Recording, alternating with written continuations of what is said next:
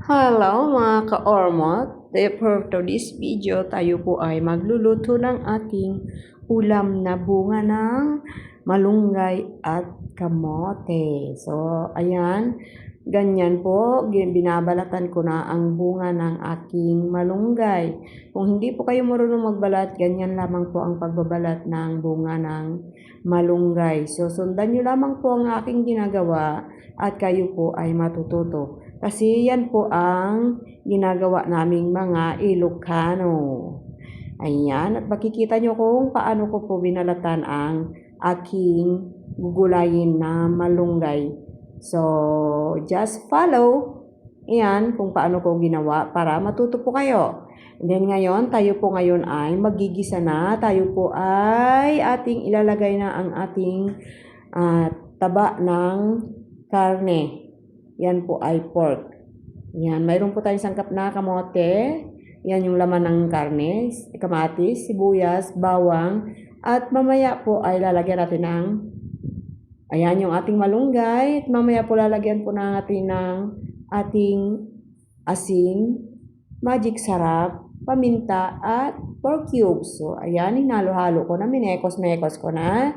Ayan, at nagkaroon na siya ng mantika. So, ngayon, ilalagay na natin yung ating bawang. Ayan, makikita nyo, as you can see, ayan, nilagay ko na ang ating bawang. Halo-haloin natin, mekos-mekos natin ng konti. Saka natin naman ilagay ang ating sibuyas. Ayan, ang ating sibuyas na amoy Bombay. Ayan, mekos-mekos natin, halo-halo natin saglit. Then, ayan, namikos-mekos na, saka natin ilalagay naman ngayon ang ating kamatis. Ayan. Mekos-mekos natin ulit, saka natin halu-haluin at idiin-diin ang ating kamatis para po lumabas yung kanyang katas or sauce. Ayan po, at nakikita nyo kung paano ko po siya hinalo-halo. Yan, para lumabas po ang kanyang katas. Para yung aroma ng kamatis ay talagang malalasahan natin sa ating gulay. Kaya ganyan lang ang aking ginagawa. So now, ilagay na natin ang ating laman ng ating karne. Yan, mekos-mekos po natin ulit. Ayan, nakita nyo naman, nilapit ko na yung aking camera. Ayan, imekos-mekos natin, ganyan. Ayan, di ba? Ang gandang tingnan. Napakapula niya. Sarap tingnan, di ba?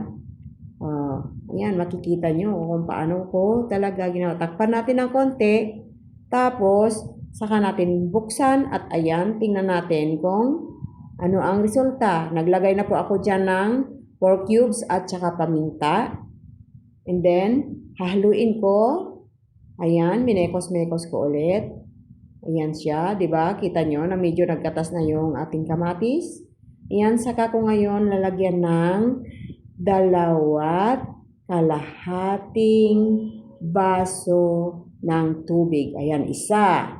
Dagdagan pa natin ng isa ulit para maging maraming sabaw. At isa pa at kalahati pala. Dagdagan natin ng kalahating baso. Ayan. So, ang nilagay ko pong sabaw ay 2.5 baso ng tubig. Ayan. Kikita nyo?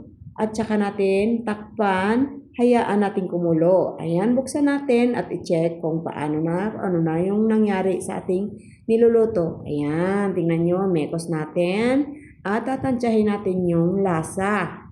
Kung kulang pa yung lasa niya, magdagdag po tayo ng konting asin para, alam nyo na, maging masarap, di ba? So, ayan, kulang pa nga yung lasa, so nagdagdag ako ng kunting asin. Ayan, as you can see, ayan, nagdagdag ako, di ba? 1/4 lang ng kutsarita. Nilagay ko kasi magdadagdag pa ako dyan mamaya ng magic sarap para lalong sumarap. Ay, nagimas yung George! Kita yung ngayon, niraman na ako, hindi digunan. Nagimas nga ro ng George. Nga rod mayang. Dagdagan natin ng magic sarap para lalong magkalasa si George. Ayan. Nakita nyo? Yan. Saka natin, ano pang gagawin natin sunod? Ilagay na natin yung ating laman ng kamote. Ayan. Kita nyo kung paano ko nilagay? Mekos natin ng konti. Ayan. Saka natin takpan para maluto yung kamote. And then, i-check natin ulit ngayon kasi kulong-kulo na siya. Yan, di ba? Mekos, mekos. Titingnan natin kung malambot na ba yung karne. Yan, kita nyo? Oh. Dahil okay na yung kamote, medyo malambot na yung kamote, titikman natin ulit kung anong lasa. Nagimasan George, wan nga rod mayang kunanapay. Ay punyamatan. O, tatay, kabil tayo na dyan marunggayan. Yung kabil kon. Kastane. Nagatilpay na ito lalamunan ko. Basta nga rod. Taan nyo? O, saka ko, tinakpan ulit. Ngayon, check natin ulit. O, ayan. Medyo luto na yung ating kamote. Ngayon, medyo durog-durogin ko yung kamote para gusto ko kasi na medyo maglapot yung ano niya, yung sabaw para masarap. Ayan o. Kita nyo kung paano ko diniindiin at dinuslak-duslak o ganyan. O, kita nyo? So, napakagandang tingnan yung aking gulay at talaga namang totoo na nagdamumula-mula yung sabaw, di ba? O, tikman natin ulit. Tiraman na nga rod George na imas. Ay, nagimas nga rod mayang. Ay, apo. Punana Sus, apo, kitaan nyo mo't nagimasan. Kaya't nyo timangan. May kayo nga rod, tamangan tayo. O, dahito bulong lasunak nga nalak di garden. O, di apok mabisin isunan. O, nanghingi na siya ng makain. Turo-turo na siya sa kaldero. So, ayan, binilisan ko na para makakain na yung apo ko. Ayan, ngayon, titingnan natin ulit kung ano ang resulta ng ating niluto. Ayan, lagay na natin yung ating dahon ng sibuyas. Ayan, meron pang konti. Lagay natin ulit. O, ayan. Tsaka natin imekos para maluto siya. Ayan, pailalim natin yung dahon ng sibuyas. Mekos-mekos lang konti. Ayan, alalay lang yung pagmekos. Ayan, di ba? So, ngayon, makikita nyo ngayon kung ano ang resulta ng aking ulam.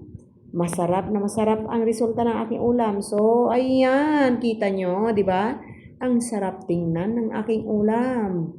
Ayan. Kain tayo mga George. Kain tayo kumaring mayang. Ayan. Gimikos-mikos-mekos ka na. Mekos-mekos mo George. Kasta nga rod George. Ramanam nga rod mayang. Nanyati imas na. Oh, nagimas yung George. May mayang tamangan tayo.